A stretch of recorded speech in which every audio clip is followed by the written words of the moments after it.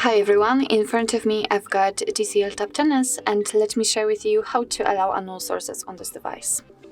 So first of all, let's enter the settings, and here we have to scroll down in order to find the apps. Let's tap on it. Now we have to tap on Special App Access and find the option called Install Unknown Apps. And as you can see right here, we've got the list of apps which are allowed or not allowed to install something. And if you'd like to change it, so for example, in order to allow Chrome to install something, just tap on it and tap on the switcher right here.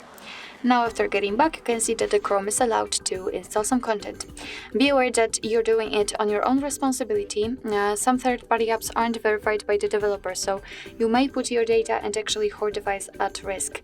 So remember about that, and of course it will work the same with all other apps, so just tap on it and tap on the switcher.